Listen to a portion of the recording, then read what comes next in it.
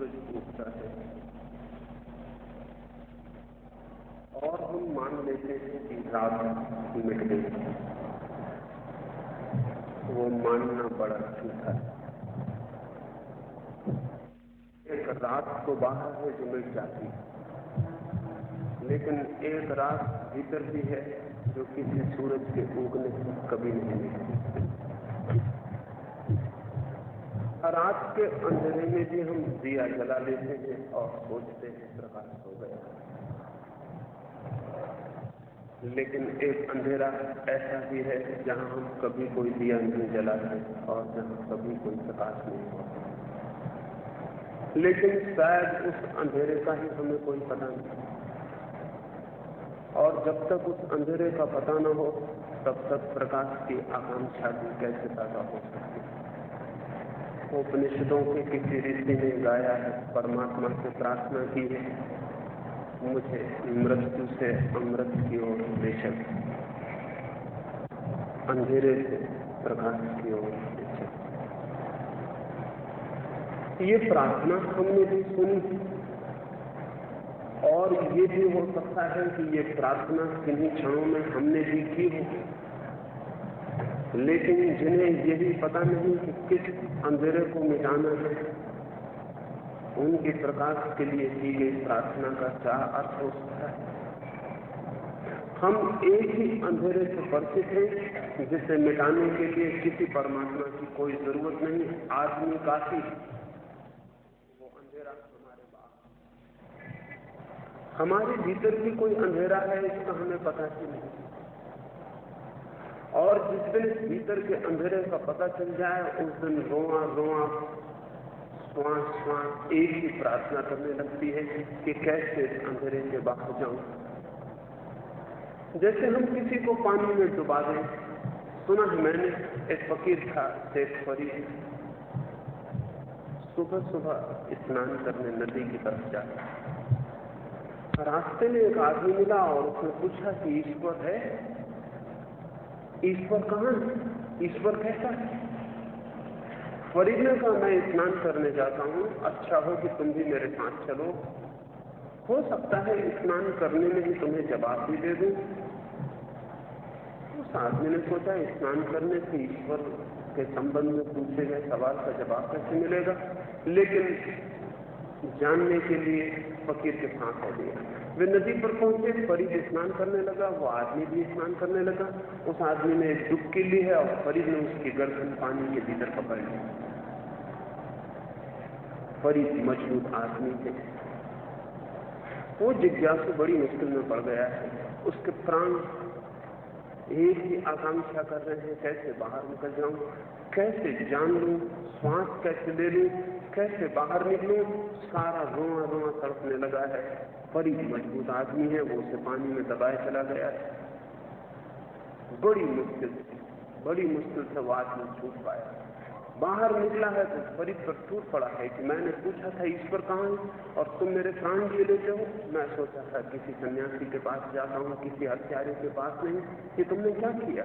फरीद ने कहा, ये बात पीछे कर लेंगे, अभी मुझे कुछ और पूछना है। जब तुम पानी के भीतर थे तो तुम्हारे मन में कितने सवाल थे? उस आदमी ने कहा, सवाल? फरीद ने पूछा, कितने विचार थे? उस आदमी ने कहा, विचार? न कोई विचार था न कोई सवाल, एक ही ख्याल था, कैसे एक श्वास ले लूं। फिर तो वो ख्याल भी मिट गया, फिर तो सारे प्राण एक पुकार से भर गए कि कैसे श्वास मिले। फिर मुझे पता भी नहीं कि श्वास चाहिए थी। फिर मैं ऊपर उठ रहा, सारी ताकत लगा रहा था बाहर निकलने के लिए, लेकिन ये भी चेतन नहीं था, ये भी हो रहा था, ये भी मैं नहीं कर रहा।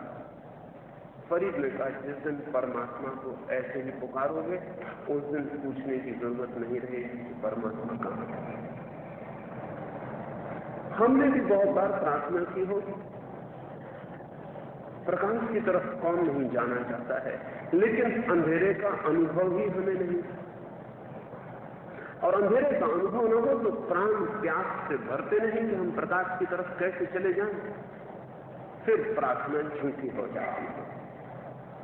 जिस प्रार्थना के पीछे प्यास न हो उससे ज्यादा असत्य प्रार्थना कोई भी नहीं हो। हमारी सारी प्रार्थनाएं झूठी हो जाती हैं। और ज्ञान पाने के हमारा सारी चेष्टाएं और श्रम भी व्यर्थ हो जाते हैं, क्योंकि अज्ञान का अंधेरे का ठीक ठीक बोध ही हमें नहीं। आज की सुबह तो मैं ये बात करना चाहूंगा कि भीतर अंधेरा है, घना अंधेरा है, लेकिन शायद हम उस अंधेरे को धीरे धीरे इतने आदी और परिचित हो गए हैं कि उससे हमें कोई पीड़ा नहीं होगी। ये भी हो सकता है अंधेरे में रहते रहते हम यही भूल गए हैं कि वो अंधेरा है। भीतर के अंधेरे का हमें कोई बोध, कोई चोट, कोई परेशानी, कोई चिंता नहीं। और जिस आदमी को भीतर के अंधेरे से चिंता और एंजाइटी पैदा न होती हो, उस आदमी के जीवन में धर्म का कभी भी कोई द्वार नहीं खुलता। धार्मिक लोग हैं, हिंदू हैं, मुसलमान हैं, जैन हैं, बौद्ध हैं, लेकिन धार्मिक आदमी नहीं है, क्योंकि बहुत मुश्किल से इस बात का ही बोध होता है कि मेरे भीतर अंधेरा है, मैं अज्ञान में हूं। मुश्किल से ये बात ख्याल में आती है कि मैं मृत्यु से घिरा हूं, अंधेरे से घिरा हूं। जीवन की बुनियादी भ्रांतियों में से एक भ्रांति यह है कि हम जानते हैं कि भीतर कुछ भी नहीं करना है, जो भी करना है वो बाहर करना है। धन कमाना है बाहर, भीतर भी कोई धन हो सकता है। यश कमाना है बाहर, भीतर भी कोई यश हो सकता है। रोशनी पैदा करनी है बाहर, दिए जलाने हैं बाहर, भीतर भी कोई दिया जलाने की बात। जो भी करना है बाहर करना है, भीतर करने का कोई सवाल ही नहीं है। और इसलिए भीतर अगर हम वैसे ही रह जाते हैं जैसा जन्म के साथ पैदा हुए थे, मरने के दिन तक, तो कोई आश्चर्य नहीं है। हम भीतर के साथ बिल्कुल तृप्त और संतुष्ट हैं। हमें भीतर कुछ परिवर्तन ही नहीं करना है। ये भीतर कोई अभाव है, कोई कमी है, कुछ है भीतर जिसे बदलना है, कुछ है भीतर जिसे लाना है जो नहीं है। गुरजीएफ के पास एक यूनान में एक फकीर था, गुरजीएफ रूस का एक बहुत बड़ा गणितज्ञ ऑस्पेंस्की मिलने गया। ऑस्पेंस्की ने गुरजीएफ से कहा, हम सबके भीतर आत्मा है, कैसे उसे पाएं? गुरजीएफ बहुत हंसने लगा। उसने कहा, सबके भीतर आत्मा नहीं, सबके भीतर आत्मा नहीं। जिन्हें अमृत का कोई पता नहीं, उनके भीतर आत्मा होना ना होने के बराबर। जैसे हम कहें सब बीज के भीतर वृक्ष है, हो सकता है वृक्ष है नहीं, और बीज बिना वृक्ष हुए भी मर सकता है, बीज वृक्ष भी बन सकता है। लेकिन अगर सभी बीजों को ये ख्याल पैदा हो जाए कि हम तो वृक्ष हैं, तो उनकी दौड़ बंद हो जाएगी वृक्ष होने की। जो हमारे भीतर नहीं है वो हमने मान लिया है, इसलिए दौड़ बंद हो गई। प्रकाश हमारे भीतर बिल्कुल नहीं है, लेकिन हमने मान रखा है। ज्ञान हमारे भीतर बिल्कुल नहीं है, लेकिन हमने मान रखा है। अमृत तो हमारे भीतर बिल्कुल नहीं है, लेकिन हमने मान रखा है। परमात्मा हमारे भीतर बिल्कुल नहीं है, लेकिन हम सब दोहराए चले जाते हैं कि भगवान सबके भीतर हो सकता है। परमात्मा भी हो सकता है, अमृत भी हो सकता है, बीज वृक्ष बन सकता है, और आदमी आत्मा बन सकता है। लेकिन आदमी अभी आत्मा है नहीं, सिर्फ एक संभावना, एक पोटेंशियलिटी। आदमी प्रकाश हो सकता है, लेकिन आदमी प्रकाश है नहीं। आदमी एक गहन अंधेरा है। आदमी जाग सकता है, लेकिन आदमी सोया हुआ है।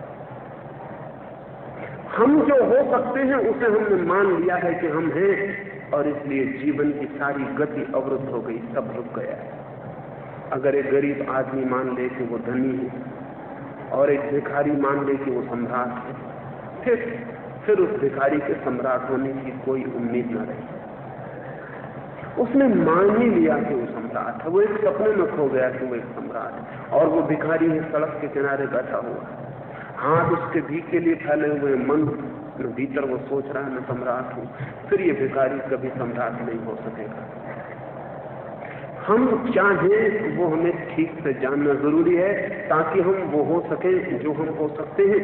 लेकिन आदमी के ऊपर एक गहरी मूर्छा छा गई और हम सब ने हमें वो मान लिया है जो हम हो सकते हैं, जो हम अभी हुए नहीं हैं, और इसलिए भीतर हम रुक गए हैं। बाहर विकास हो रहा है, भीतर कोई विकास नहीं हो रहा। 3000 वर्षों में आदमी बाहर तो बहुत गति किया है, छोटे मकान बड़े मकान हुए, बीमारियां कम हुई, उम्र आदमी की बढ़ी, ज्यादा सुख की सुविधाएं जुटी, आदमी जमीन से चांद तक पहुंच गए। लेकिन भीतर हम वहीं खड़े जहां आदिम प्रिमिटिव आदमी खड़ा। हम भीतर कहीं भी नहीं गए, भीतर हम इंच भर भी नहीं हिले, भीतर हम वहीं के वहीं खड़े। बाहर विकास हो रहा है, भीतर आदमी ठहर के खड़ा हो गया। और इसलिए इतनी परेशानी है दुनिया में। आदमी छोटा पड़ रहा है और आदमी का विकास बड़ा होता चला जा रहा है। आदमी बहुत छोटा हो गया है, विकास बहुत बड़ा हो गया है। उसके हाथ में एटम और हाइड्रोजन बम है, और आदमी बिल्कुल आदिम है, बिल्कुल प्रिमिटिव है, उसमें कोई विकास नहीं हुआ है। अविकसित आदमी के हाथ में विकसित साधन बड़े खतरनाक सिद्ध हो रहे हैं। अज्ञानी आदमी के हाथ में विज्ञान का सारा ज्ञान सुसाइडल आत्मघाती सिद्ध हो रहा है। ये होगा ही, ये होना बिल्कुल स्वाभाविक है। लेकिन अगर ये एक बार ख्याल आ जाए कि हमारे जीवन का सारा उपक्रम बाहर ही नहीं है,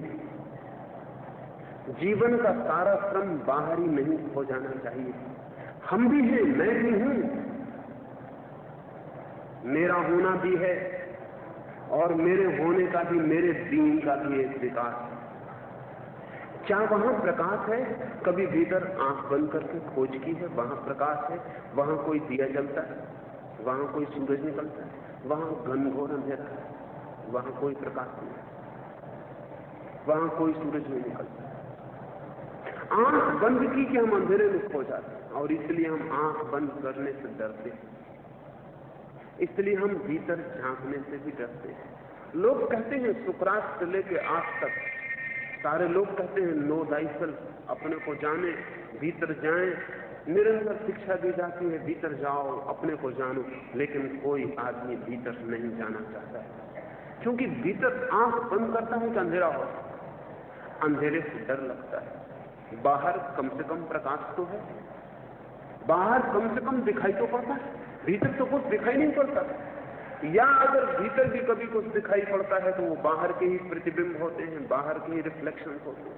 आंख बंद होती है, मित्र दिखाई पड़ते हैं, दुश्मन दिखाई पड़ते हैं। फिर भी आंख बंद न हुई, फिर भी हम बाहर ही हैं, बाहर की तस्वीरों को देखे चले जा रहे हैं। वहां पे रोशनी है, लेकिन भीतर जितने गहरे उतरते हैं वहां उतना अंधेरा मालूम होता है, जैसे कोई गहरी अंधेरी खोह में उतर जाए। सीएम जोट एक बड़ा विचारक था। अभी किसी ने जोट को कहा था, कभी अपने भीतर जाएं, कभी उतरें अपने भीतर, कब तक बाहर का सोचते रहेंगे। जोट बीमार पड़ा था, सोचा कि अब बीमारी में बाहर जा भी नहीं सकता हूं, डॉक्टर कहते हैं बिस्तर पर ही पड़ा रहना पड़ेगा, तो सोचा कि जब बाहर नहीं जा सकता तो भीतर जाने की भी कोशिश करके देख ली जाए। फुर्सत अनायास मिल गई है, सोऊंगा भी तो कब तक सोऊंगा।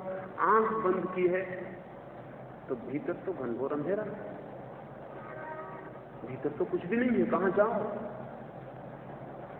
हम सब भीतर से बचते हैं कि वहां अंधेरा है, वहां डर भी हो सकता, अनजान रास्ता हो सकता है, अनजान गत हो सकती। जो लोग ध्यान के थोड़े ही गहरे प्रयोग करते हैं, जो पहला अनुभव उन्हें आना शुरू होता है, वो ऐसा है जैसे किसी गहरे अंधेरे कुएं में गिर रहे हो, जिसकी कोई नीचे कोई बॉटम नहीं है, नीचे कोई तलहटी नहीं है, गिरते ही जा रहे हैं। अंधेरा, डार्क एबिस।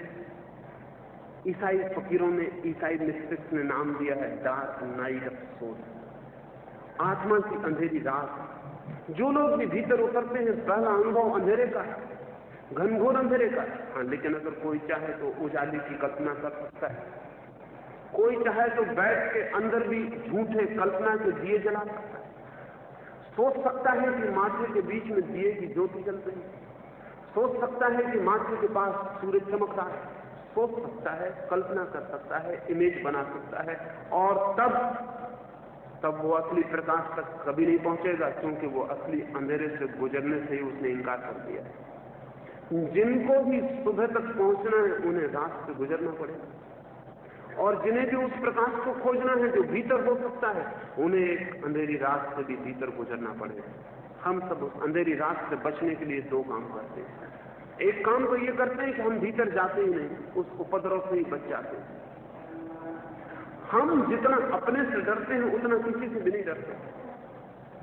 अगर आपको एक कमरे में अकेला छोड़ दिया जाए, कहा जाए कि रह जाएं 30 दिन अकेले इस कमरे में, आप कहेंगे अकेला मैं नहीं रह सकता। इसका मतलब क्या हुआ? इसका मतलब हुआ कि आप किसी के भी साथ रह सकते हैं, अपने साथ नहीं रह सकते। इसका मतलब यह हुआ कि कोई भी साथी आप अपने से बेहतर साथी समझते हैं। किसी के भी साथ रह सकते हैं, आबासा कोई भी काम दे देगा। अगर आदमी न मिले तो आदमी एक कुत्ता पाल लेता है, कुत्ते के साथ भी रह सकता है, लेकिन अपने साथ नहीं रह सकता, अकेला नहीं रह सकता। रेडियो खोल लेगा, जिस गीत को 1000 बार सुन चुका है उसे फिर सुनेगा, जिस अखबार को सुबह से 25 बार पढ़ चुका है उसे फिर से उठा लेगा, फिर से पढ़ना शुरू कर देगा। अपने साथ नहीं रह सकता है आदमी। हम इस योग भी नहीं कि अपने साथ रह सके। हम खुद को भी दोस्ती के योग्य नहीं मानते। तो एक तो हम बाहर उलझे रहते हैं ताकि भीतर न जाना पड़े, एक तो हम दूसरे लोगों के साथ रहे आते हैं ताकि अपने साथ न होना पड़े। इतने व्यस्त रहते हैं, इतने ऑक्युपाइड रहते हैं कि भीतर का ख्याल ना आए। सुबह से आखिरी रात सोने के क्षण तक व्यस्त है। इस व्यस्तता के पीछे बहुत मनोवैज्ञानिक बीमारी। कोई आदमी विश्राम नहीं करना चाहता, क्योंकि विश्राम में अपने साथ होना पड़ेगा। और अगर विश्राम के लिए पहाड़ी स्टेशन चला जाता है या समुद्र के तट चला जाता है तो 10-5 लोगों को साथ ले जाता है और वहां जाके पूरी तरह व्यस्त हो जाता है। वही दुनिया वहां पैदा कर लेता है जो घर पर, वही दुनिया फिर खड़ी कर लेता है। लेकिन अकेला नहीं होना चाहता, और हम 24 घंटे इसलिए व्यस्त थे कि कहीं अकेले ना हो जाएं। अगर एक आदमी को जेल में रहने का मौका मिल जाए तो वो जेल में भी अकेला नहीं रहता, वो गीता पे टीका लिखने लगता है वहां बैठ के। अगर उसको कागज न मिले तो दीवार पर कोयले से लिखने लगता है, लेकिन व्यस्त हो जाता है। इधर 30-40 साल में हिंदुस्तान के जेल में जाने वाले लोगों ने जितनी किताबें बढ़ाई उतना और किसी ने नहीं बढ़ाया। जेल बड़ी जरूरी बात हो गई कि वहां कुछ लिखा जाए, क्योंकि वहां अकेले रहने के लिए और खुद को एनकाउंटर करने का एक मौका मिला, जिससे चूक जाना जरूरी है। एक मौका मिला जहां खुद के साथ रहना पड़ेगा, और कोई खुद के साथ नहीं रहना है। कोई ना कोई उलझन चाहिए, कोई ना कोई व्यस्तता चाहिए, कहीं ना कहीं मन लगा होना चाहिए ताकि भीतर झांकने का मौका ना मिले। हर आदमी व्यस्त है, क्योंकि कोई भी आदमी अपने साथ एक क्षण भी नहीं रहना चाहता। हमारा प्रेम भी हमारी व्यस्तता है दूसरे के साथ, और हमारी प्रार्थना भी हमारी व्यस्तता है दूसरे के साथ, और हमारे धन की खोज भी व्यस्तता है, और यश की खोज भी व्यस्तता है, हमारी राजनीति भी व्यस्तता है, और हमारा मंत्र जाप पूजा प्रार्थना भी व्यस्तता है। जबकि धर्म में प्रवेश उनका होता है जो अनऑक्युपाइड होने को तैयार है, जो सब व्यस्तता छोड़ने को तैयार है, थोड़ी देर को ही सही। अनऑक्युपाइड होने का क्या मतलब होता है? मतलब होता है मैं किसी के साथ नहीं, अपने ही साथ हूं। थोड़ी देर के लिए मैं अपने ही साथ हूं, लेकिन अपने साथ होना कठिन गुजरता है, क्योंकि अपने साथ होते ही घनघोर अंधेरा घेर लेता है। बाहर जो अंधेरा आपने देखा है वो बहुत घनघोर अंधेरा नहीं है।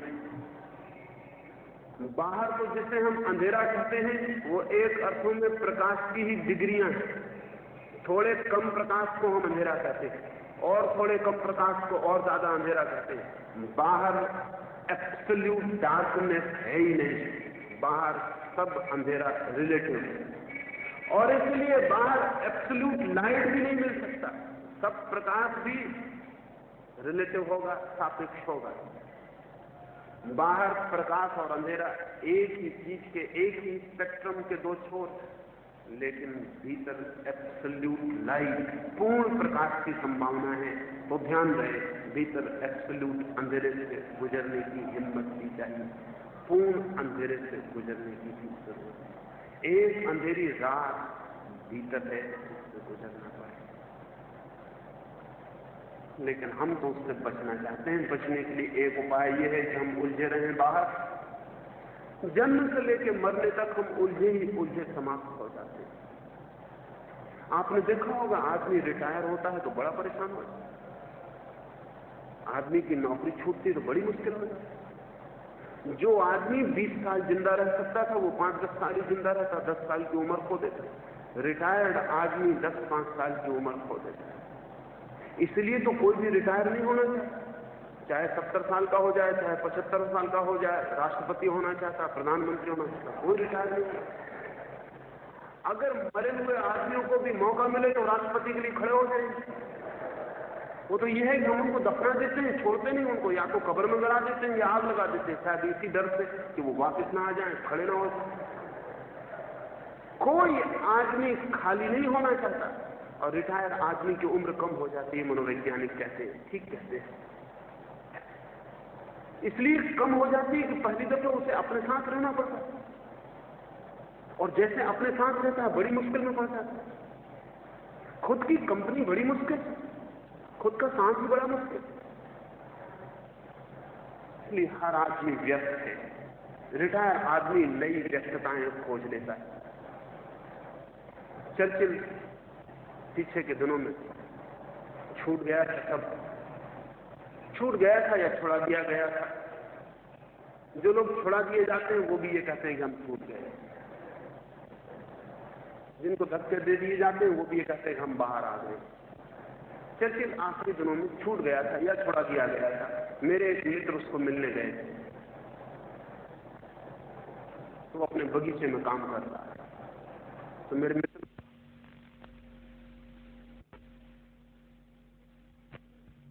दुनिया की ही जरूरत नहीं थी, चर्चिल की भी भीतरी जरूरत है। वो जो सुबह से रात तक राजनीति में उलझा था, वो दुनिया की सेवा ही नहीं थी, वो चर्चिल की भीतरी जरूरत भी है। अब वो आदमी खाली हो गया, अब उससे कोई नहीं कहता कुछ करो, अब वो बगीचे में गड्ढा खोद रहा है। वो कहता है बिना किए 1 मिनट नहीं रहा जा सकता। औरंगजेब ने अपने बाप को बंद कर दिया था।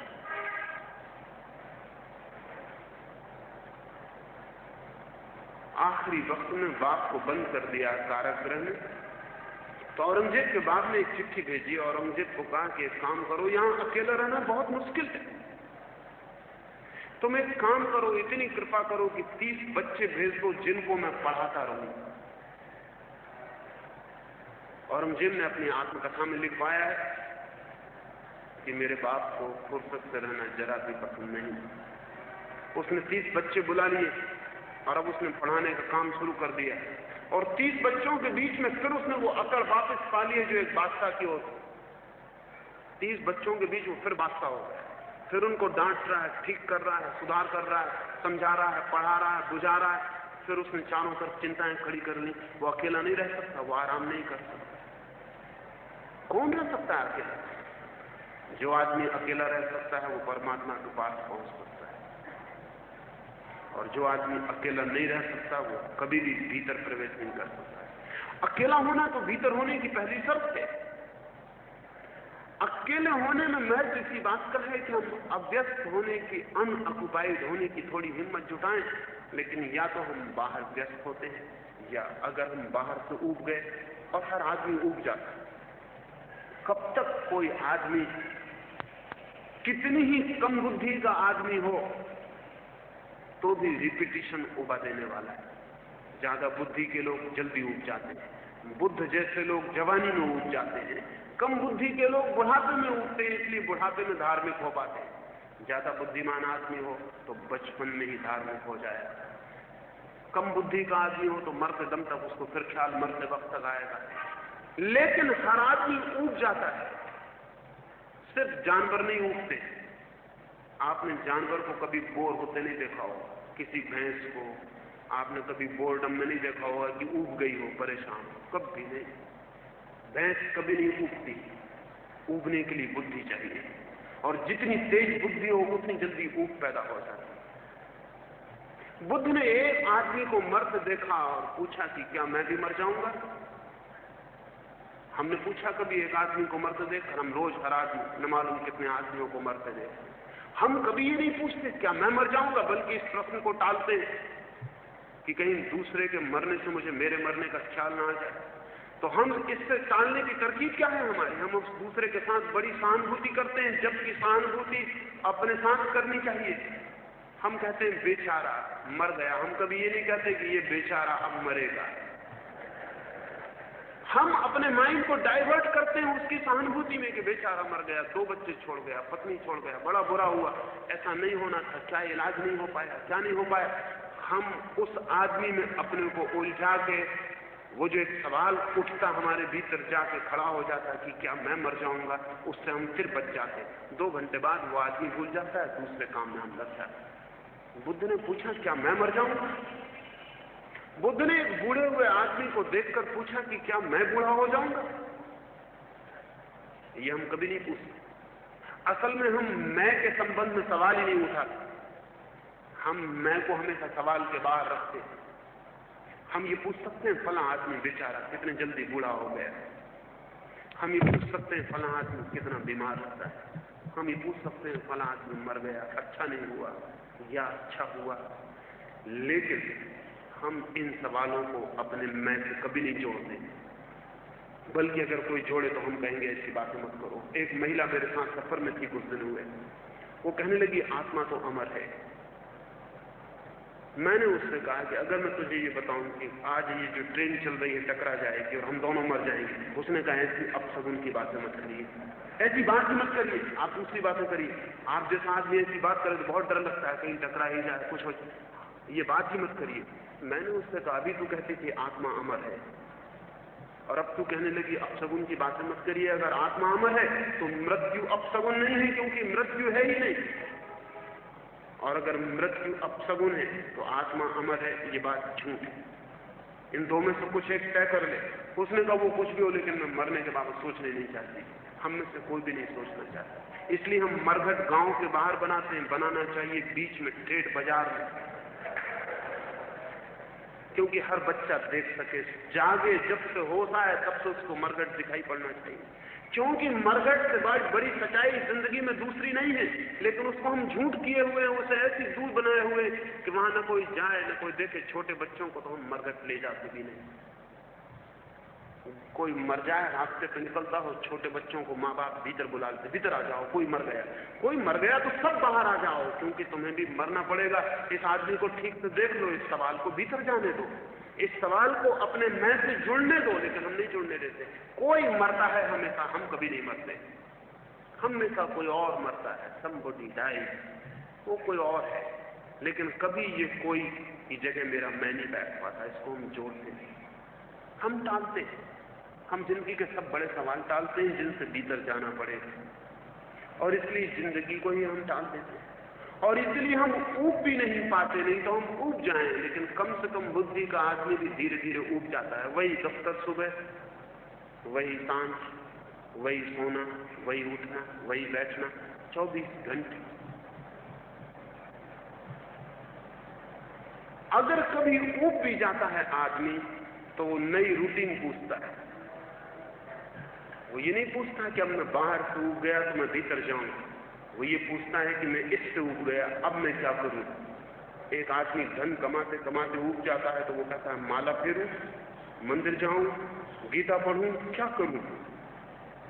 फिर वो बाहर एक नई रूटीन पूछता है। एक आदमी सिनेमा देखते देखते ऊब गया तो वो कहता है मैं सुबह 4 बजे उठूं, प्रार्थना करूं, क्या करूं। हम बाहर से कभी नहीं उठते।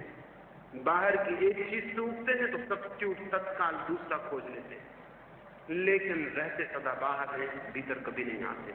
चाहे माला जपो और चाहे सिनेमा देखो, दोनों हालत में आदमी बाहर होता है। चाहे गीता पढ़ो, चाहे उपन्यास पढ़ो, दोनों हालत में आदमी बाहर होता है। इससे कोई फर्क नहीं पड़ता हम बाहर ही उलझे होते हैं, हमारी कॉन्शियसनेस बाहर ही उलझी होती है। वो गीता अच्छी किताब है, कुरान अच्छी किताब है, कोई किताब बुरी हो सकती है, दूसरी बात। किताब का अच्छा और बुरा होना दूसरा सवाल है, लेकिन किताब बाहर, और हमारी चेतना बाहर उलझी रहती है।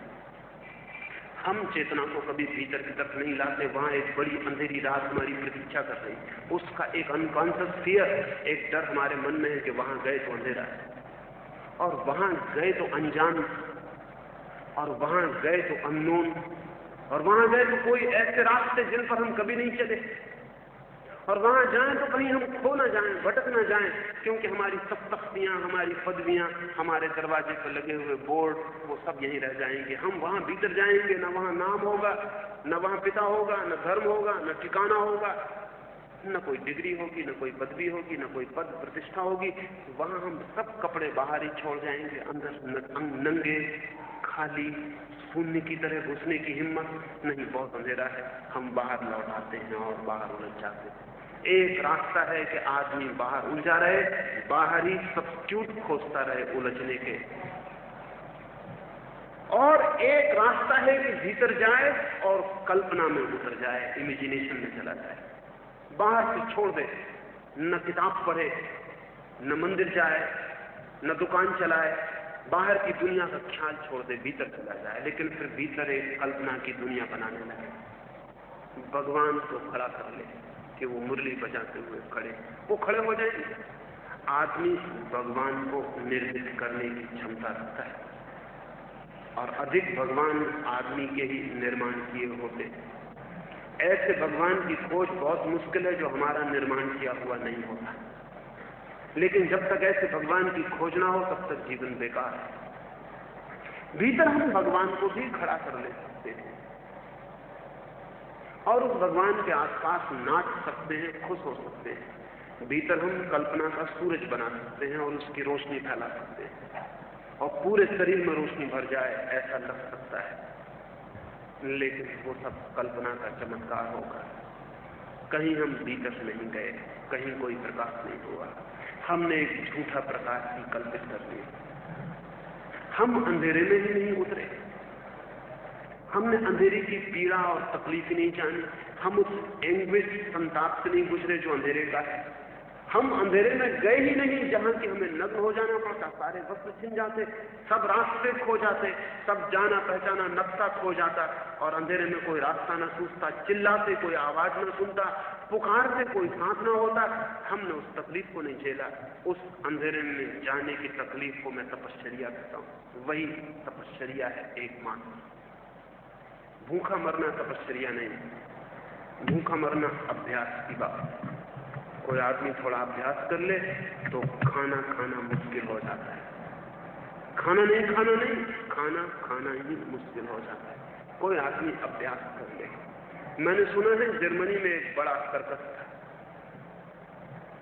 उस सर्कस में एक आदमी ऐसा भी था जो उपवास के लिए प्रसिद्ध था। उसकी भी एक स्टाल होता था जहां लोग उसे देखने आते थे। उसने 30 दिन उपवास किए, 25 दिन उपवास किए, 35 दिन उपवास किए। वो आदमी बिल्कुल सूखता जाता था, और उपवास उसका यही काम, इसके लिए उसे पैसे मिलते थे। एक बार ऐसा हुआ है कि एक बहुत बड़े नगर में सर्कस कई महीनों चला। सर्कस में और भी अजीब अजीब चीजें थी देखने लायक। लोग उन सब चीजों को देखते थे, सर्कस देखते थे। उसकी झोंपड़ी बिल्कुल पीछे की तरफ थी। धीरे धीरे लोग उसकी झोंपड़ी भूल गए। कई महीने तक कौन रोज रोज देखने जाता? उपवास करने वाले में देखने जैसा क्या है? उपवास करने वाले को गांव बदल लेना चाहिए, नहीं तो फिर देखने वाले मिलना बहुत मुश्किल हो जाता है। उसे दूसरा गांव चुनना चाहिए, 2-4 दिन में गांव बदल लेना चाहिए, तब, नहीं तो बहुत मुश्किल मामला है। वो आदमी एक ही गांव में उपवास करने वाले को रोज कौन देखे? कुछ दिनों में मैनेजर भी भूल गया। कोई 6 महीने बाद जब सर्कस उखड़ने लगा तब लोगों को ख्याल आया कि अपने पास एक आदमी भी हुआ करता था उपवास करने वाला, वो कहां है? कुछ दिनों से उसका पता ही नहीं।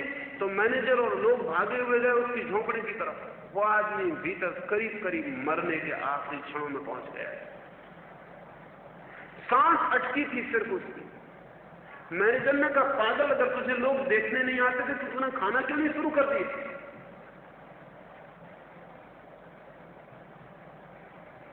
उस आदमी ने बड़ी धीमी आवाज में, अब उसकी जान बिल्कुल निकलने के करीब थी, इतना ही कहा, खाना। पहले तो खाना छोड़ने में बड़ी तकलीफ हुई थी, अब खाना खाने में उतनी ही तकलीफ होती। अभ्यास की बात। कोई देखने नहीं आता था लेकिन वो खाना नहीं खाता। अगर 3-4 दिन आप भी खाना न खाएं तो 5वें दिन से भूख मरनी शुरू हो जाती है, क्योंकि शरीर एक नई तरकीब खोज लेता है। शरीर अपने को ही खाने लगता है भीतर से, फिर बाहर से खाने की जरूरत नहीं रह जाती। इसलिए तो भोजन छोड़ने वाले आदमी का 1 पौंड 1.5 पौंड वजन रोज गिरता चला जाता है, अपना ही मांस पचना शुरू हो जाता है। उपवास एक तरह का मांसाहार है, खुद ही का मांसाहार। दूसरे का मांस खाओ तो झगड़ा झंझट खड़ा होता है, अपना ही खाओ तो कोई झगड़ा झंझट भी नहीं है, लेकिन अपना ही मांस शरीर पचाना शुरू कर देता है, अपनी ही चर्बी पचाना शुरू कर देता है। फिर बाहर से भोजन लेने की इच्छा समाप्त हो जाती, नया रास्ता खुल जाता है। शरीर के पास बड़ी व्यवस्थाएं हैं, इमरजेंसी व्यवस्थाएं हैं।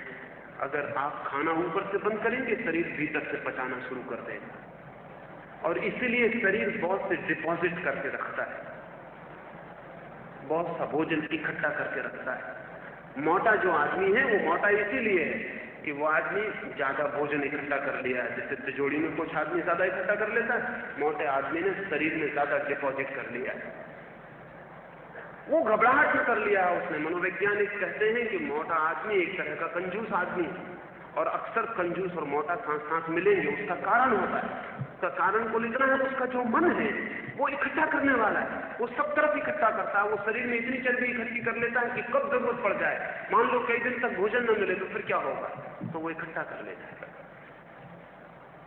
वो बहुत भीतरी कंजूसी है।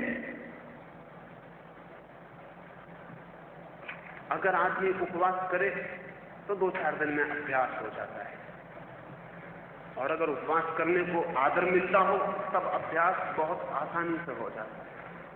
क्योंकि अहंकार की तृप्ति जिस बात से भी होती हो, आदमी उसे करने को हमेशा सरलता अनुभव करता है। अगर आप शीर्षासन करने वाले को आदर देते हो तो आदमी शीर्षासन करके खड़ा होता है, और अगर आप घंटों शीर्षासन करने वालों को महात्मा समझते हो तो आदमी 24 घंटे शीर्षासन भी कर सकता। आदमी के अहंकार की बड़ी लीलाएं। आदमी से कोई भी बेवकूफी करवाई जा सकती, सिर्फ उसके अहंकार को रस मिलना चाहिए। उपवास करने को इसलिए मैं कोई तपश्चर्या नहीं कहता, कांटों पर लेट जाना भी तपश्चर्या की बात नहीं, सिर्फ अभ्यास की बात।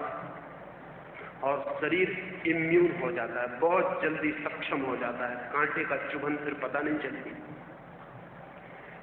मैं जब यूनिवर्सिटी में पढ़ता था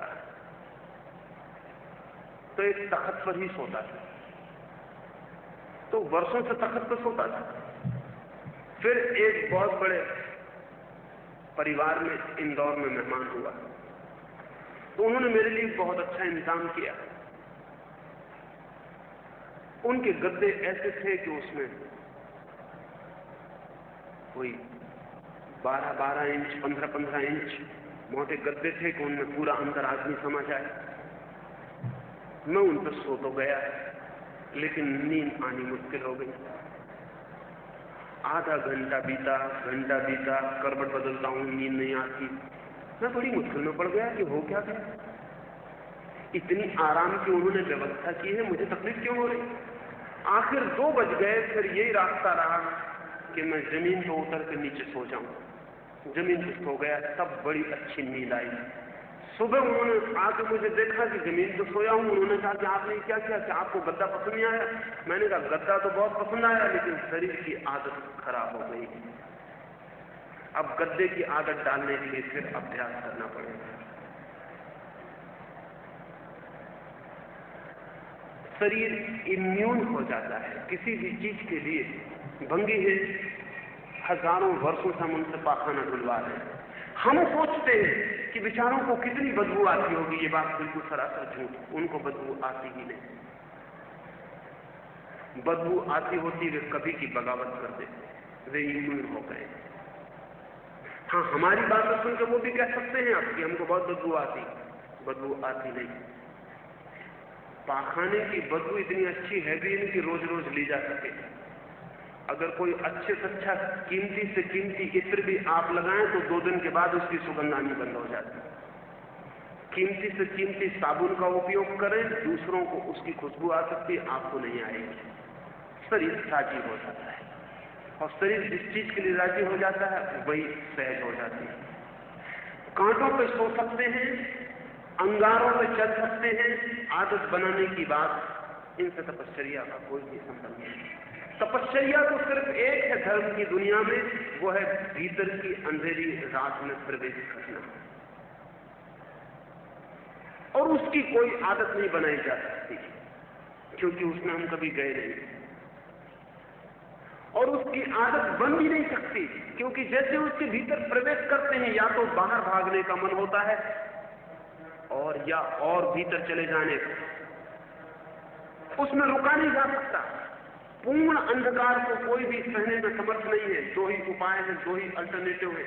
अंधकार पूरा सामने आएगा तो या तो आप फौरन भाग के बाहर आ जाएंगे जहां सूरज है, प्रकाश के बल्ब जले हुए हैं, लोग हैं, सड़कें उजाली हैं, मकान हैं, सब प्रकाशित, आप वहां आ जाएंगे। और या अगर हिम्मत की तो और भीतर जाने की कोशिश करेंगे, वहां भी एक प्रकाश है, लेकिन उस प्रकाश का हमें कोई पता नहीं, इसलिए हम फौरन बाहर चले आते हैं। हम भीतर के अंधकार में कभी प्रविष्ट ही नहीं होते। भीतर के अंधकार में प्रवेश को मैं साधना कहता हूं, तपश्चर्या कहता हूं। और जो भीतर के अंधकार में प्रविष्ट होगा वो उस प्रकाश को भी पा सकता है जिसकी बातें हमने सुनी, लेकिन जिसका हमें कोई भी पता नहीं। सुनते हैं हम, कुरान भी यही कहती है, God is light, Ishwar Prakash. Bible भी यही कहती है, उपनिषद भी यही कहते हैं, हजारों लोगों ने यही कहा है, प्रकाश है। लेकिन हमने तो अंधेरा भी नहीं जाना, तो हम प्रकाश कैसे जान सकते हैं? प्रकाश को जानने की शर्त है कि हम अंधेरे को जानने को तैयार हो जाएं। कोई कीमत तो चुकानी पड़ेगी, लेकिन धर्म की दुनिया में हम कोई कीमत नहीं चुकाना चाहते। हम बिना कीमत के चाहते हैं, सस्ता मुफ्त। धर्म अकेली चीज है जिसे हम मुफ्त चाहते हैं। एक गांव में बुद्ध ठहरे, एक आदमी ने आके बुद्ध को कहा कि आप इतने वर्षों से समझा रहे हैं लोगों को, कितने लोगों को वो प्रकाश मिला, कितने लोगों ने मोक्ष जाना, कितने लोग निर्वाण को पा गए, कितने लोगों ने जान लिया। सबसे मैं पूछने आया हूं। बुद्ध ने कहा सांझ आना, तब तक एक छोटा काम है वो कर लाओ, ये कागज ले जाओ और गांव में हर आदमी से पूछ के आओ कि वो चाहता क्या है। वो आदमी गया, छोटा सा गांव है, उसने एक आदमी से जाके गांव में पूछा, कोई 200-300 लोग रहते होंगे, एक से पूछा कि तुम चाहते क्या हो। किसी ने कहा कि बेटा नहीं, बेटा चाहता हूं। किसी ने कहा धन नहीं, धन चाहता हूं। किसी ने कहा बीमार हूं, स्वास्थ्य चाहता हूं। किसी ने कुछ कहा। सांझ होते होते उस आदमी को उत्तर मिल गया। वो लौट के नहीं आया बुद्ध के पास, क्योंकि एक भी आदमी ने ये नहीं कहा कि मैं निर्वाण चाहता हूं, सत्य चाहता हूं, मोक्ष चाहता हूं, परमात्मा चाहता हूं। हालांकि ये 300 लोग कई बार मंदिर में हाथ जोड़े देखे गए थे। उस आदमी ने पूछा, लेकिन तुम्हें मैंने मंदिर में देखा है। उन लोगों ने कहा मंदिर तो जरूर गए थे, लेकिन परमात्मा के लिए नहीं। वो लड़की की शादी करनी है, उसी के लिए भगवान से कहने गए।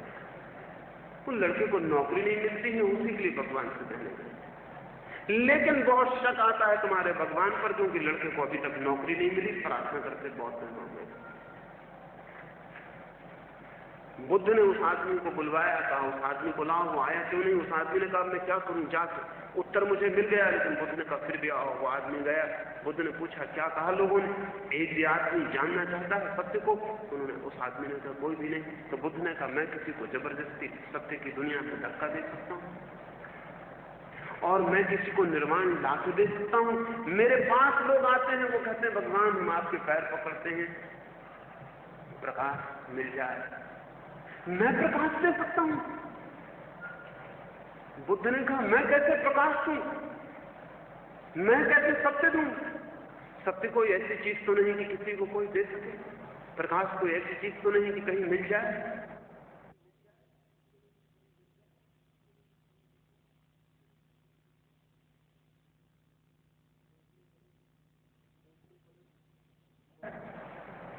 खोजनी पड़ेगी। और खोजने का प्रश्न ही तब खड़ा होगा जब हम अंधेरे में गिर जाएं। अंधेरे में गिरते ही पता चलता है कि सारे प्राण प्रकाश को खोजने लगे। अंधेरे में गिरते ही पता चलता है कि सारे प्राणों में एक प्यास भर गई है, प्रकाश कहां है। और एक बार भीतर के अंधेरे का अनुभव हो जाए तो फिर बाहर का प्रकाश भी प्रकाश मालूम नहीं पड़ेगा, क्योंकि भीतर के अंधेरे को जानते ही हमें पहली दफा पता चलेगा कि बाहर के प्रकाश से भीतर के अंधेरे के मिटने का कोई भी संबंध नहीं है। और जब तक मैं अंधेरे में हूं तब तक दुनिया में कितने ही सूरज जलते रहे, इससे कुछ भी होने वाला नहीं। आज ही अगर अंधेरा है तो दुनिया कितनी ही प्रकाशित हो जाए, कुछ भी होने वाला नहीं। गांव-गांव में बिजली पहुंच जाए, ये भी हो सकता है। आज नहीं कल मैं एक रूसी किताब पढ़ता था, एक वैज्ञानिक की उसकी योजना है कि 100 साल के भीतर रात हम मिटा देंगे। हम हर गांव के ऊपर कुछ विशेष गैसेस का एक बादल इकट्ठा कर देंगे और उस बादल को जब चाहें तब हम जला सकते हैं, जब चाहें तब बुझा सकते हैं। वो गांव के कंट्रोल में होगा। गांव जब चाहे जितना प्रकाश उस बादल से पैदा किया जा सकता है। तब फिर रात को हम मिटा देंगे, रात मिट जाएगी। रात के मिटने में कोई बहुत कमी नहीं रह गई है, लेकिन फिर भी आदमी का अंधेरा नहीं मिटेगा। विज्ञान बाहर के अंधेरे को मिटाने का प्रयास है, धर्म भीतर के अंधेरे को मिटाने का। इसलिए विज्ञान कितना ही सफल हो जाए उससे धर्म को कोई बाधा नहीं पड़ती, क्योंकि धर्म का किसी और ही अंधेरे से संघर्ष। जिस ऋषि ने गाया है कि भगवान मुझे अंधेरे से प्रकाश की तरफ ले चल, वो बड़ा पागल रहा होगा। हम उसको एक कमरे में लाके खड़ा कर दें और सब बल्ब जला दें और कहें क्यों फिजूल परेशान हो रहा है। कहां भगवान से प्रार्थना करता है? इलेक्ट्रिसिटी बोर्ड से प्रार्थना करनी चाहिए। भगवान से क्या संबंध है प्रकाश का? बिजली के दफ्तर से संबंध है। जितनी चाहो बिजली ले लो, प्रकाश कर लो। तो वो ऋषि हम पर हंसेगा और कहेगा तुम पागल हो, क्योंकि मैं जिस अंधेरे की बात कर रहा हूं उसका बाहर के प्रकाश से कोई संबंध नहीं। लेकिन उस अंधेरे का ही हमें पता नहीं। हम मानने को भी राजी नहीं होंगे कि हम अंधेरे में जी रहे हैं। कोई आदमी मानने को राजी नहीं होगा। आदमी क्रोध कर रहा हो और उससे कहो कि आप क्रोध में, तो वो कहता क्रोध कहां क्रोध, आप गलती में, मैं क्रोध में नहीं। क्रोधी आदमी मानने को राजी नहीं होता कि क्रोध में, क्योंकि अगर मानने को राजी हो जाए तो क्रोधी होना बहुत मुश्किल हो जाए। पागल आदमी मानने को राजी नहीं होता कि पागल खाने में चले जाएं। अगर एक आध पागल भी आपको मिल जाए जो मानने को राजी हो कि मैं पागल हूं, तो बड़ा चमत्कार हो। कोई पागल मानने को राजी नहीं। कोई पागल मानने को राजी नहीं है कि वो पागल है। पागलपन का एक लक्षण ये भी है, बुद्धिमान आदमी को शक भी आ सकता है, पागल को शक भी नहीं आता। विलियम जेम्स पागलखाना देखने गया, पागलखाने से देख के लौटा, फिर बहुत परेशान हो गया, बहुत परेशान हो गया। रात भर सो नहीं सका, सुबह उठा तो एकदम उदास था, ऐसा था जैसे कि 10 साल उम्र ज्यादा हो गई हो। मित्रों ने पूछा क्या हो गया है तुम्हें, कल से जिससे तुम लौटे हो खोए हो। विलियम जेम्स ने कहा कि मुझे एक शक आ गया, और वो ये कि ये जितने लोग पागलखाने में बंद हैं, कल तक ये लोग भी ठीक थे और पागल हो गए। मैं अभी ठीक मालूम पड़ता हूं, कल मैं भी पागल हो सकता हूं। एक दूसरा मुझे ये भी शक आता है कि मैंने पागलों से पूछा कि क्या तुम पागल हो, उन्होंने कहा नहीं। कौन कहता है? उनमें से किसी को शक नहीं है कि वो पागल है। मुझे शक आ गया कि कहीं ये हमारा ख्याल कि हम पागल नहीं है, पागलों जैसा ही तो ना हो। तो मैं चिंता में पड़ गया हूं कि कहीं मैं पागल तो नहीं हूं। उनके मित्र खूब हंसने लगे और उन्होंने कहा सब निश्चित है कि तुम पागल नहीं हो, क्योंकि पागल को कभी शक नहीं आता है। पागल को शक ही नहीं आता कि वो पागल। मैंने तो यहां तक सुना है कि एक आदमी था अमेरिका में, उस आदमी ने कोई 100 वर्ष पहले एक लिंकन की कोई शताब्दी मनाई जाती थी, उसमें लिंकन का पाठ किया। वो लिंकन बना। वो लिंकन बन के सारी अमेरिका में नाटक किया उसने। 1 वर्ष तक वो लिंकन का पार्ट ही करता रहा। आज इस गांव में, कल दूसरे गांव में, परसों तीसरे गांव में। साल भर लंबा वक्त है। साल भर में वो आदमी इस भ्रम में पड़ गया कि मैं लिंकन हूं। उसको ये ख्याल पैदा हो गया कि मैं लिंकन हूं। रोज रोज रोज रोज हमको भी तो इसी तरह ख्याल पैदा होता है। रोज रोज जो होता है वही ख्याल पैदा हो जाता है। अगर गांव में लोग आपको रोज नमस्कार करते हैं तो आपको ख्याल पैदा हो जाता है कि आप नमस्कार के योग्य आदमी हैं। और अगर गांव के लोग तय कर लें कि नमस्कार नहीं करना है, बड़ी बेचैनी होती है कि लोग कैसे पागल होते हैं। मैं नमस्कार के योग्य आदमी, कोई नमस्कार नहीं करता। क्या हो गया लोगों को? उस आदमी ने साल भर तक लिंकन का पार्ट किया। साल भर तक लोगों ने उसे लिंकन माना। जहां भी गया उसका स्वागत हुआ, मालाएं पहनाई गई, लोगों ने नमस्कार किया, लोगों ने धन्यवाद दिए। साल भर में वो भूल गया कि मैं कौन हूं। उसे ख्याल हो गया कि मैं लिंकन हूं। ये बहुत मुश्किल नहीं है। घर लौट आया लिंकन के ही कपड़े पहने हुए।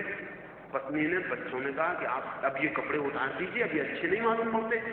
अब लोग क्या कहेंगे, आप सड़क पे इन कपड़ों को पहन के चलेंगे, नाटक में ठीक है। उसने कहा कैसा नाटक, मैं अब्राहम लिंकन हूं। उसके घर के लोगों ने कहा कि शायद वो मजाक कर रहा है। लेकिन जब 2-4 दिन मजाक चली और लंबी हो गई, मजाक थोड़ी देर चले तो समझ में आती है, फिर मुश्किल हो जाता है। जब 2-4 दिन हो गया वो लिंकन की अकड़ में बोलता। लिंकन जहां अटकता वहीं अटकता। लिंकन लंगड़ा के चलता तो वो भी लंगड़ा के चलता। तब तो घर के लोगों ने कहा कि कुछ गड़बड़ हो गई। घर के लोगों ने समझाने की कोशिश की, लेकिन जितना समझाया उतनी मुश्किल होती चली गई। वो आदमी जिद पकड़ता चला गया कि मैं लिंकन हूं, कमी क्या है मुझ में? आखिर लिंकन होने में मेरी कमी क्या रह गई? फिर उन्होंने सोचा कि किसी मनोवैज्ञानिक को देखना है। तो बात आगे बढ़ गई। तो इस मनोवैज्ञानिक के पास ले गए। तो रोज उसे समझाया कि तुम लिंकन नहीं हो, कहो कि लिंकन नहीं हो। तो एक छोटी सी मशीन होती है, लाई डिटेक्टर। अदालतों में अब तो उन्होंने उपयोग करना शुरू किया। एक छोटी सी मशीन है, जैसे वजन तौलने की मशीन होती है वैसी छोटी मशीन। उसके ऊपर आदमी को खड़ा कर देते हैं। उससे पूछते हैं कि 2 और 2 कितने होते हैं? तो वो कहता है 4। झूठ क्यों बोलेगा? तो उसके हृदय की धड़कन एक तरह की होती है। ऐसा 10-5 प्रश्न पूछते हैं जिसमें झूठ बोला ही नहीं जा सकता। फिर उससे पूछते हैं तुमने चोरी की? तो उसका हृदय तो कहता है की, लेकिन वो ऊपर से कहता नहीं की। तो हृदय की धड़कन में गड़बड़ी पैदा हो जाती है। वो मशीन नीचे नोट कर लेती है कि यहां इस जगह पर इस आदमी के हृदय ने दोहरी दिक्कत पैदा की। इसने एक दफा हाँ कहना चाहा, हृदय रुका, लेकिन कहा इसने और। तो उस आदमी को जो लिंकन हो गया था, मशीन पर खड़ा किया। और मनोवैज्ञानिक ने उससे कई प्रश्न पूछे। ये तुम्हारी पत्नी है? उसने कहा। ये तुम्हारा बेटा है? उसने कहा। घड़ी में कितने बजे है? उसने कहा इतना बजे। फिर उसने पूछा क्या तुम अब्राहम लिंकन हो? उस आदमी ने कहा, बहुत घबरा गया था, बार बार हर आदमी यही पूछता है। उसने कहा नहीं, मैं अब्राहम लिंकन नहीं हूं। लेकिन मशीन ने खबर दी कि यह आदमी झूठ बोल रहा है। भीतर तो उसने कहा कि हूं, अब्राहम लिंकन तो हूं ही, लेकिन कब तक झंझट को जारी रखो? तो उसने कहा कि नहीं, मैं अब्राहम लिंकन नहीं हूं। लेकिन मशीन ने कहा यह आदमी झूठ बोल रहा है। और उस मनोवैज्ञानिक ने कहा भाई ले जाओ, यह आदमी अब्राहम लिंकन, जहां तक मशीन का संबंध है। हम कुछ भी नहीं कर सकते। मशीन कहती है कि आदमी अब्राहम लिंकन, और मशीन कभी गलती नहीं करती। मशीन कैसे गलती करेगी? गलती आदमी कर सकता है। यह आदमी गलती में हो सकता है, लेकिन मशीन थोड़ी गलती में हो सकती है।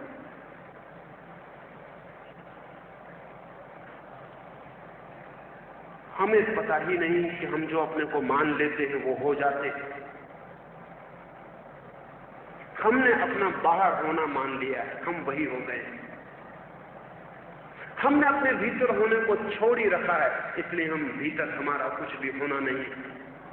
हमने बाहर अपना होना मान लिया है कि मैं किसी का पिता हूं, किसी का भाई हूं, किसी का मित्र, किसी का दुश्मन, कोई मेरा नौकर, मैं किसी का नौकर। हमने बाहर कुछ मान रखा है, वो हम हो गए।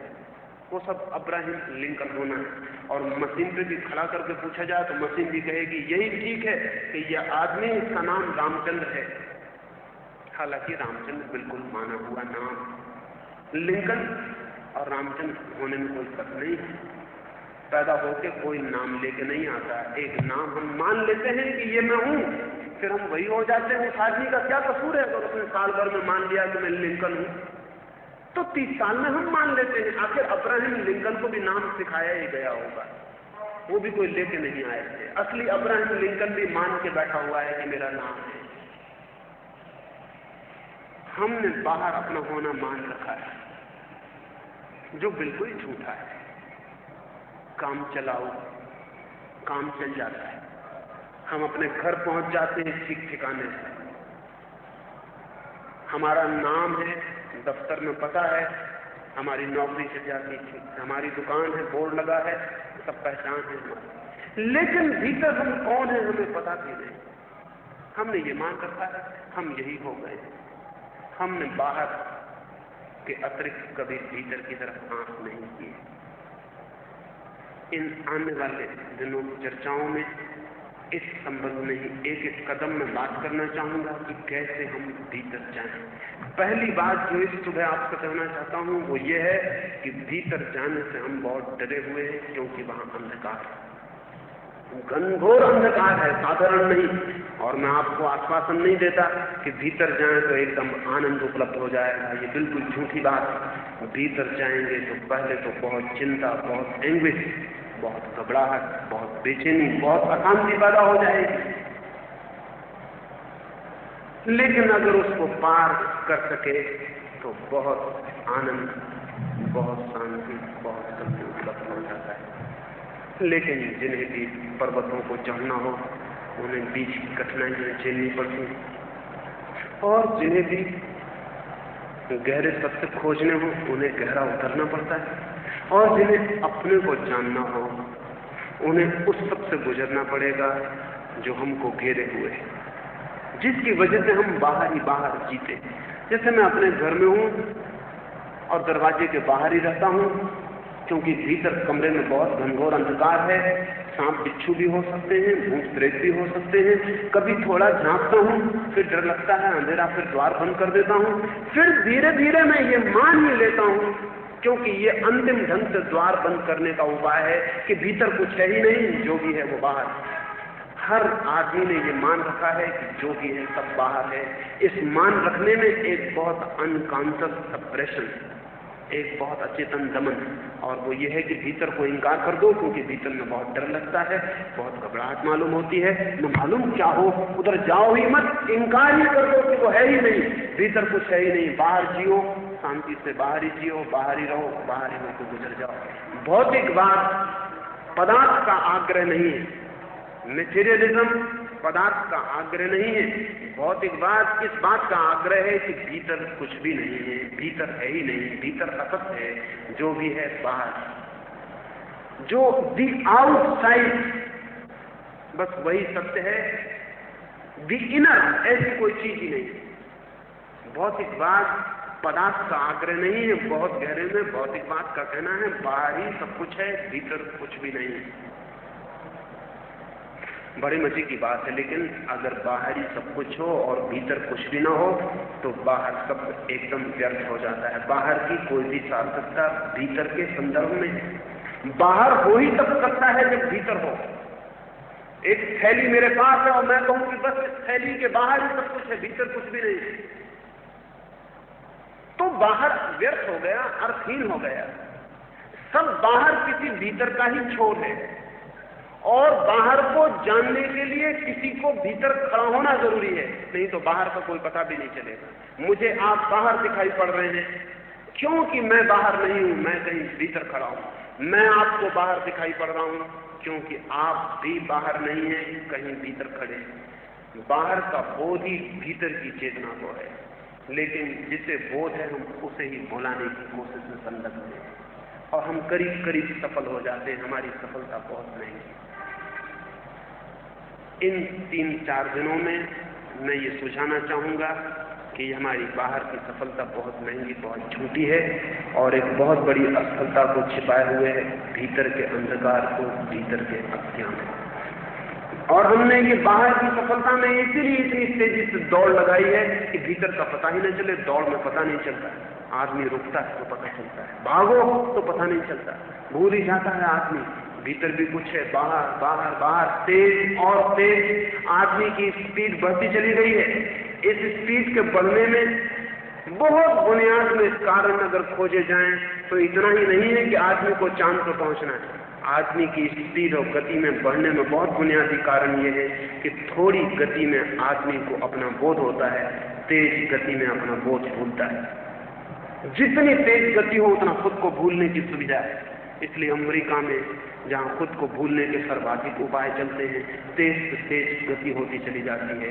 कार 100 मील से नीचे चले तो वो चली नहीं रही है, वो चले जितनी तेज गति पर, वो इतनी तेज गति में हो कि मुझे मेरे होने का ठिकाना न रहे, गति को संभालने में ही व्यस्त हो जाऊं, एक क्षण मौका न मिले कि मैं जान सकूं कि मैं भी हूं। तो तेज करते जाओ जीवन की गति को, ताकि जीवन का पता न चल सके। गति स्वयं को भुलाने का उपाय तो नहीं। जोर से धन कमाए चले जाओ, इतने जोर से गिनो धन को कि अपनी गिनती का सवाल न रहे, इतनी गिनती हो जाए धन की कि हम अपने को गिनने को मौका न पाए। कहीं धन को बढ़ाना स्वयं को भूल जाने का उपाय तो नहीं है। बहुत पदों पर, छोटी मिनिस्ट्री से बड़ी मिनिस्ट्री पर जाओ, अहमदाबाद से दिल्ली जाओ, बढ़ते चले जाओ। इस बढ़ते चले जाने में कहीं ऐसा तो नहीं है कि अगर हम खड़े हो गए कहीं तो अपना पता चलने लगेगा, वो नहीं चलना चाहिए। भागते जाओ, भागते जाओ। राजनीति की सारी दौड़ धूप, धन का सारा तीव्रतम गति, विज्ञान से उपलब्ध हुए सारे साधन आदमी अपने को भुलाने में काम में ला। इससे मनुष्यता का कोई भी हित नहीं हो सकता। मनुष्य स्वयं के भीतर जाए बिना सत्य को नहीं जानता, न जीवन को जानता है। और हम अगर जीवन के मंदिर में ही प्रवेश न हो सके तो हमारी परमात्मा की सारी बातें झूठी। वो है, वो सबके भीतर है, लेकिन खोजना जरूरी है। प्रकाश है, लेकिन खोजना जरूरी है। अंधेरे की यात्रा जरूरी है। एक अंतिम वचन अपनी बात पूरी करूंगा। नीत्शे ने कहा है, और पृथ्वी पर जिन थोड़े से लोगों ने भीतर के अंधकार का साक्षात किया है, उनमें नीत्शे अद्भुत है। उसी में पागल हो गया, उस अंधेरे की घबराहट ने पागल कर दिया।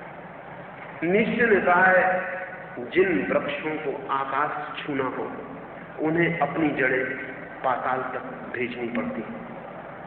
जिस वृक्ष को आकाश छूना हो उसे अपनी जड़ें पाताल तक भेजनी पड़ती, और जिसे प्रकाश खोजना हो उसे अंधकार की अंतिम गहराइयों तक उतरना पड़ता है। उल्टी लगेगी ये बात कि अगर प्रकाश खोजना है तो अंधकार से क्या संबंध, और अगर आकाश की तरफ जाना है तो पाताल में जड़ें क्यों भेजें।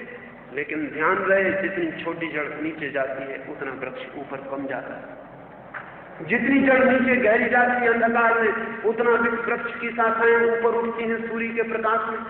ऊपर की शाखाएं सूर्य के प्रकाश को चूमना चाहती हो तो नीचे की शाखाओं को गहनतम अंधकार चूमना पड़ता है।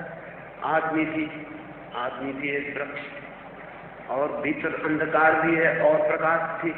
लेकिन जो अंधकार में उतरने की हिम्मत नहीं रखते वे कभी प्रकाश तक नहीं पहुंच पाते हैं। पहला सूत्र है अंधकार में उतरने का साहस, तो फिर प्रकाश बहुत दूर नहीं है। कैसे अंधकार का साक्षात करें वो संख्या आपसे मैं बात करूंगा। मेरी बातों को इतनी शांति और प्रेम से सुना, उससे अनुग्रहित हूँ, और अंत में सबके भीतर बैठे परमात्मा को प्रणाम करता हूँ। मेरे प्रणाम स्वीकार।